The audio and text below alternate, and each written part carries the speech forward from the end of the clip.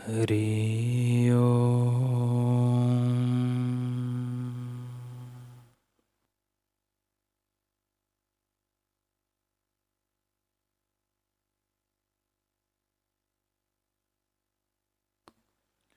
हरि ओम।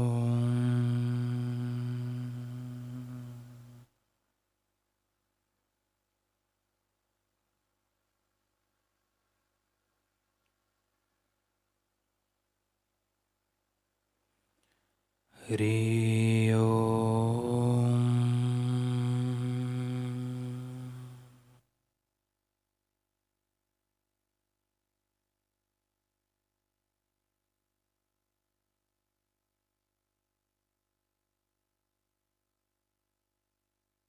ओम श्री सद्गुरु परमात्मने नमः। श्री योग वशिष्ठ महारामायण।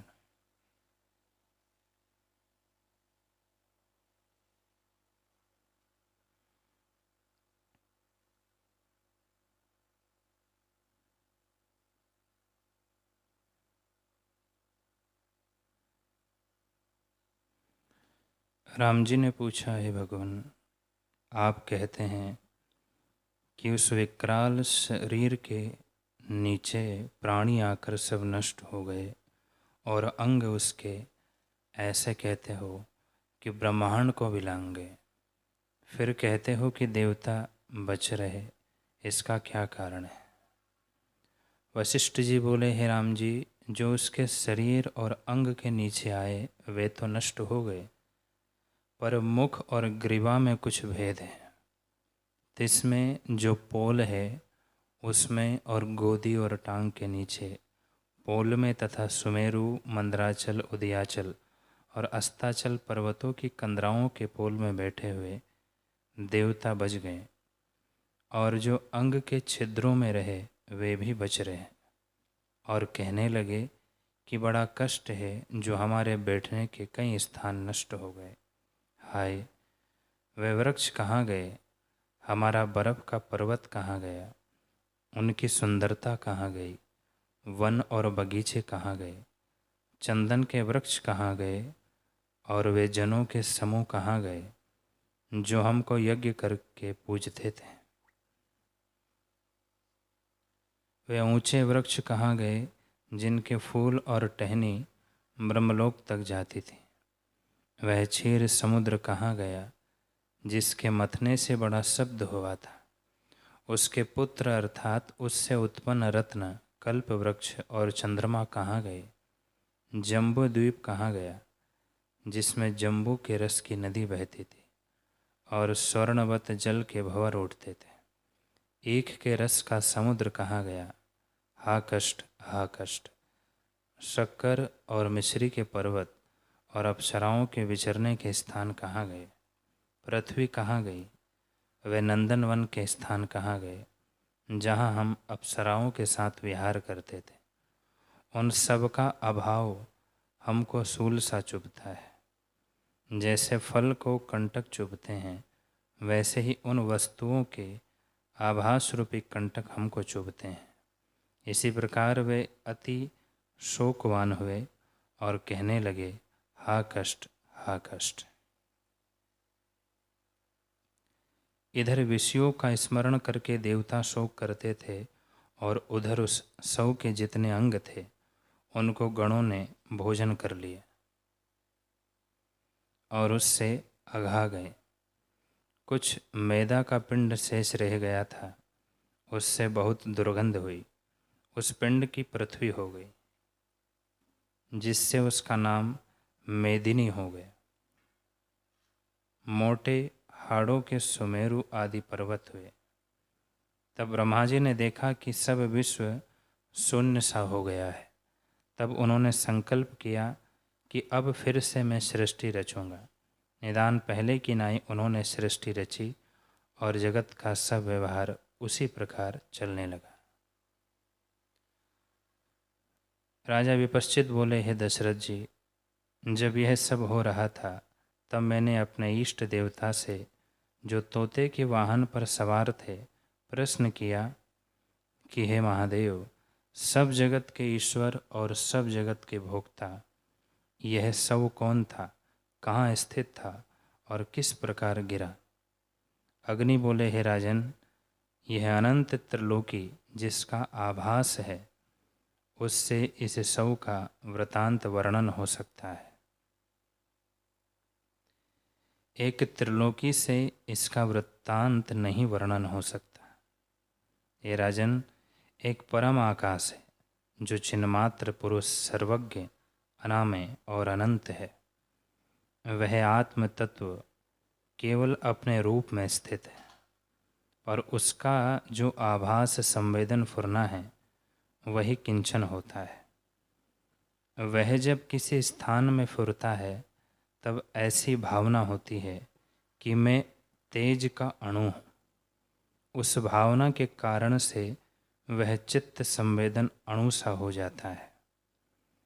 जैसे कोई पुरुष सोया हो और स्वप्न में अपने को मार्ग में चलता देखता हो, अथवा जैसे तुम स्वप्न में अपने को सोया हुआ देखो, वैसे ही चित्त संवेदन ने अपने को अणु जाना। जैसे फुरना ब्रह्मा को हुआ है, वैसे ही धूल के कण का भी अधिष्ठान में फुरना समान रूप से हुआ है। जब उस अणु को शरीर की भावना होती है तब अपने साथ शरीर देखता है। शरीर के होने से नेत्र आदि इंद्रियां घनी होती हैं। तब यह शरीर अपने को और इंद्रियों से मिला हुआ जानता है। जब अपान रूप जानकर जीव उनको ग्रहण करके इंद्रियों से विषय को ग्रहण करता है, तब वही चिद्रूप जीव प्रमाद से आधार आधे भाव को मानता है, पर अधिष्ठान सत्ता में कुछ हुआ नहीं। वह अद्वैत सत्ता ज्यों के त्यों अपने आप में स्थित है। जैसे स्वप्न में प्रमाद से जीव अपने को किसी ग्रह में बैठे देखता है, वैसे ही यहाँ प्रमाद से आधार आधे भाव को देखता है। प्राण और मन अहंकार को धारण करता है और जानता है कि मेरे माता पिता हैं और मैं अनादि जीव हूँ। अपना शरीर जानकर आगे पांच भौतिक जगत शरीर को देखता है, तब अपने फुरने के अनुसार अंग होते हैं। इसी प्रकार जो आदि शुद्ध चिन्मात्र तत्व में स्फुरण हुआ तो चित्त कला उपजी। उसने अपने को तेज अणु जाना। तब उसमें अहम वृत्ति जो अहंकार हुआ, निश्चयात्मक वृत्ति बुद्धि हुई, चेतना रूप चित्त और संकल्प विकल्प रूप मन हुआ। फिर तन्मात्रा उपजी, फिर इच्छा द्वारा उसके शरीर और इंद्रियां उत्पन्न हुई। तब देखने की इच्छा हुई, उसे संवित में दृश्य भाषित हुआ। तब संवित शक्ति ने प्रमाद दोष से अपने को द्वैत रूप जाना। साथ ही उसके अपने माता पिता और कुल प्रकटे कि यह मेरी माता है, यह मेरा पिता है और यह मेरा कुल है। यह चिरकाल से चला आता है। इसी प्रकार अहंकार सहित एक दैत्य विचरने लगा। एक कुटी में एक ऋषि बैठा था। उस कुटी की ओर गया। उसकी कुटी चूर्ण करके जब ऋषि के निकट आया, तब ऋषि ने कहा, अरे दुष्ट, तूने यह क्या चेष्टा ग्रहण की है? अब तू मरकर मच्छर होगा। हे विपश्चित, उस ऋषि के साप रूपी अग्नि से उसका शरीर भस्म हो गया और उसकी निराकार चेतन संवित भूताकाश रूप हो गई। फिर आकाश में उसका वायु से संयोग हुआ और उस मौनी ऋषि के श्राप की वासना आकर उदय हुई।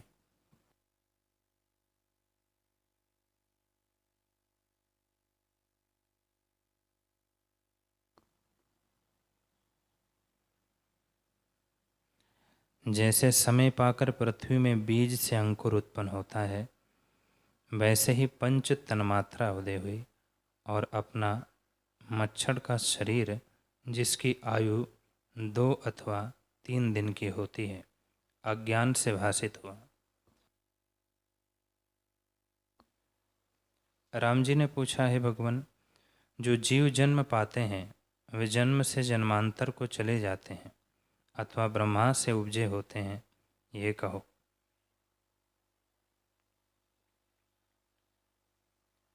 श्री वशिष्ठ जी बोले, हे राम जी, कई जन्म से जन्मांतर को चले जाते हैं और कई ब्रह्मा से उपजे होते हैं। जिनको पूर्व वासना का संसरण होता है वे वासना के अनुसार शरीर पाते हैं और जन्म से जन्मांतर पाते चले जाते हैं, और जिनको संस्कार बिना भूत भासित होते हैं वे ब्रह्मा से उत्पन्न होते हैं।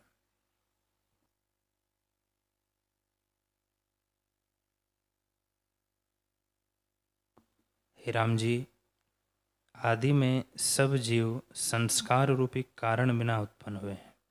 पीछे जन्मांतर होता है। जो संस्कार बिना भूत भासित हो उसे जानिए कि ब्रह्मा से उपजा है, और जिसको संस्कार से सृष्टि भासित हो उसे जानिए कि इसका जन्मांतर है। यह दो प्रकार से भूतों की उत्पत्ति मैंने तुमसे कही है। अब फिर उस मच्छर का क्रम सुनो। हे राम जी, जब उसने मच्छर का जन्म पाया तब कमलिनियों में और हरी घास, तृण और पत्तों में मच्छरों को साथ लिए रहने लगा। निदान वहाँ एक मृग आया और उसका पैर उस मच्छर पर इस प्रकार पड़ा जैसे किसी पर सुमेरु पर्वत आ पड़े। तब वह मच्छर चूर्ण होकर मृतक हो गया। मृतक होने के समय मृग की ओर देखने लगा।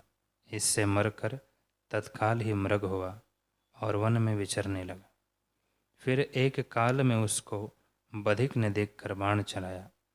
उस बाण से वह मृग विंध गया। विंधे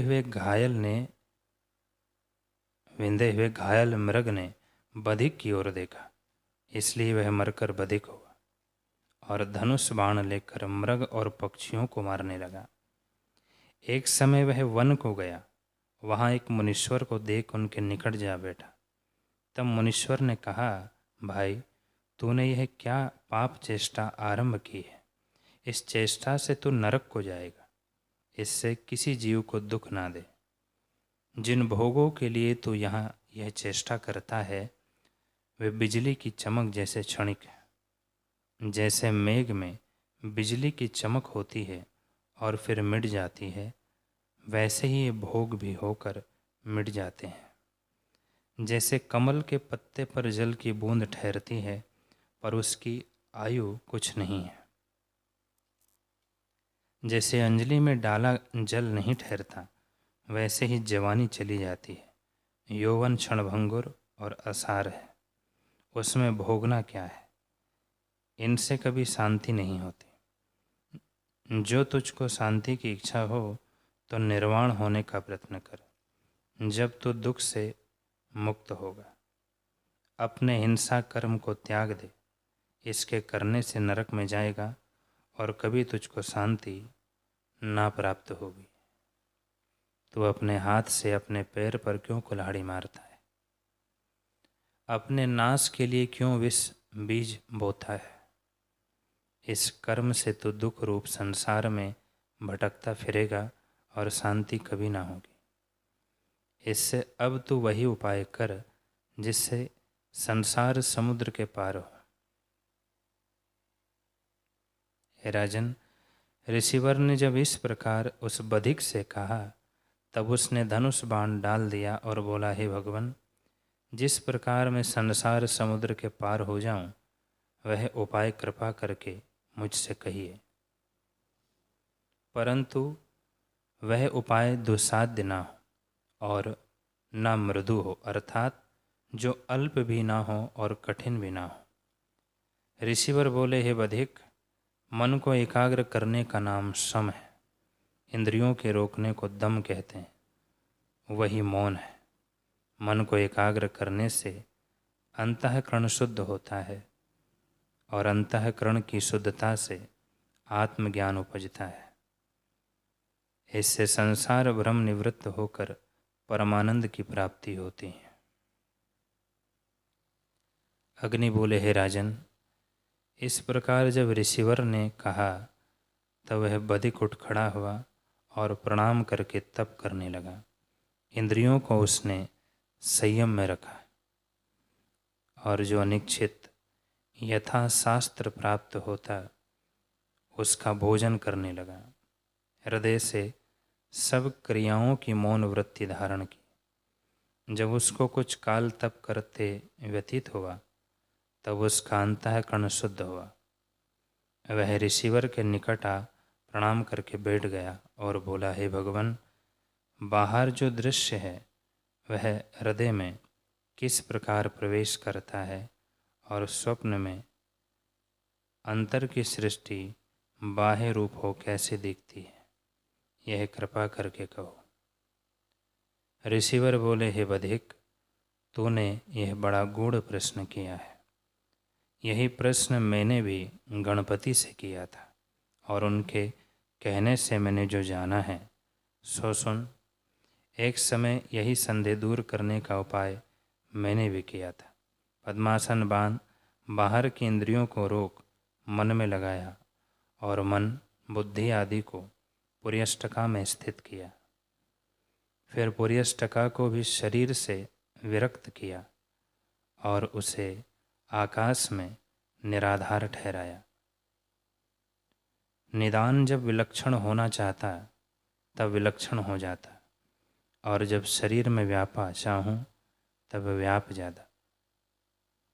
हे बधिक, इस प्रकार जब मैं योग धारण से पूर्ण हुआ तो एक समय मैंने देखा एक पुरुष मेरी कुटी के पास सो रहा था और उसकी श्वास भीतर बाहर आती जाती थी। उसको देखकर मैंने यह इच्छा की कि इसके भीतर जाकर कौतुक देखूं कि क्या अवस्था होती है। ऐसे विचार कर मैंने पद्मासन बांधा और योग की धारणा करके उसके श्वास मार्ग से भीतर प्रवेश किया। जैसे ऊंट ऊँघता हो और उसके श्वास मार्ग से भीतर सर्प प्रवेश करे, वैसे ही मैंने प्रवेश किया। उसके भीतर अपने अपने रस को ग्रहण करने वाली नाड़ियाँ मुझे देख पड़ी। कहीं वीर्य ग्रहण करने वाली है, कहीं रक्त और कफ को ग्रहण करती है, कहीं मलमूत्र वाली है। अनेक विकार जो उसके भीतर थे सो सब देखे।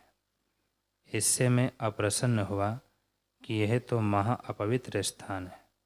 यहाँ रक्त मज्जा से युक्त महानरक के तुल्य अंधकार है। फिर और आगे गया तो वहाँ एक कमल देखा जिसमें उसका संवेदन फुरता था और संवित शक्ति जो महातेज युक्त हृदयाकाश है वह भी वहाँ स्थित था। वही त्रिलोकी का आदर्श है। त्रिलोकी में जो पदार्थ हैं उनका दीपक है और सब पदार्थों की सत्ता है। ऐसी संवित रूपी जीव सत्ता वहाँ स्थित है। उसमें तद्रूपता को प्राप्त हुआ। फिर मैंने सूर्य, चंद्रमा, पृथ्वी, जल, तेज, वायु, आकाश, पर्वत, समुद्र, देवता, गंधर्व आदि नाना प्रकार के स्थावर जंगम विश्व को देखा।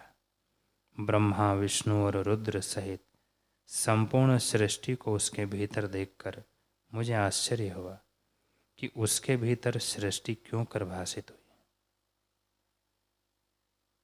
हे बधिक, उसने जागृत में उस सृष्टि का अनुभव इंद्रियों से किया था और भीतर चित्तत्व में उसका संस्कार हुआ था। वही भीतर भासने लगा। भीतर जो भूत सत्ता थी वह उसके स्वप्न में बाहर सृष्टि रूप बनी और मुझको प्रत्यक्ष भासित होने लगी। जैसे जागृत प्रत्यक्ष अर्थाकार भासता है वैसे ही मुझको यह सृष्टि भासित होने लगी। हे बधिक, इस जागृत सृष्टि और इस सृष्टि में मैंने कुछ भेद ना देखा, दोनों तुल्य है। चिरपर्यंत प्रतीत का नाम जागृत है और अल्पकाल की प्रतीति का नाम स्वप्न है, पर स्वरूप से दोनों तुल्य है।